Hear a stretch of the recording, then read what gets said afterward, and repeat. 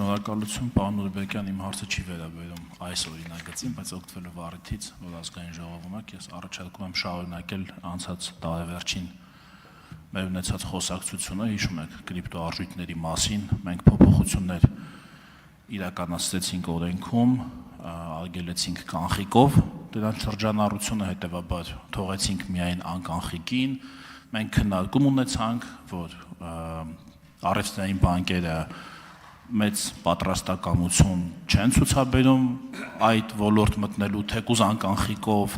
դուք ասացիք, որ հունվարին ուղեցույց, թե կանոններ կմշակի կենտրոնական բանկը, ամեն ինչ կլինի նորմալ, հիմա արդեն հունիսն է, կարող եք մեզ ասել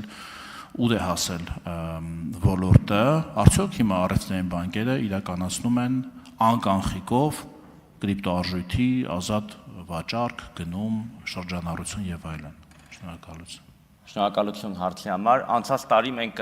ամբողջությամբ չարգելեցինք, եթե հիշում եք տարվա վերջին փոփոխության արդյունքում մենք ունեցանք երկու տեսակի կրիպտոակտիվների ծառայություն մատուցող, ով որ կանխիկով կարող է անել եւ անկանխիկով կարող է անել եւ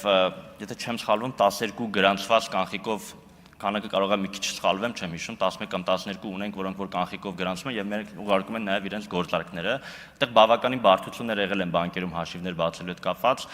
բայց մենք հաղթարել ենք իմ կարծիքով, այսինքն գիտեմ հաստատ, որ ունենք, որոնք որ աշխատում են բանկերում հաշիվներ են բացում։ Հիմնական խնդիրն այն է եղել, որ ըստ էության կրիպտոակտիվներով ծառայություն մատուցողների պարագայում մենք նաեւ գործարքներն են, որ նայում ենք, իրանք այսպես ասած այդ KYC կամ ճանաչիր հաճախորդին գումարների հոսքերի հետ կապված շատ քիչ աշխատանք էին անում, այսինքն իրենք գործարքները չէին հասկանում, թե ով ինչի համար ինչ է անում, որը որ բանկի համար խնդիր է։ Որտեղ բանկը պետք է հասկանա, թե այդ գումարները որ եկել են, որտեղից են եւ ում անունով են, բայց իմ կարծիքով այդ խնդիրները հաղթարելով գնում ենք, ես գիտեմ, որ բանկերը հաշիվ բացում են, հեշտությամբ չեն բացում, հարցեր տալիս են, բայց կան։ Արձագանք։ Պարոն Նուրբեկյան, ես հիշում եմ, որ երկու կարգավորում կար, ուղղակի քանի որ մենք կանխիկի համար նաև շեմ էինք սահմանել 300,000 դրամ, ես դա չեմ էլ հաշվում ընդհանրապես, որովհետև դա շատ չնչին գումար է կրիպտոարժույթով զբաղվող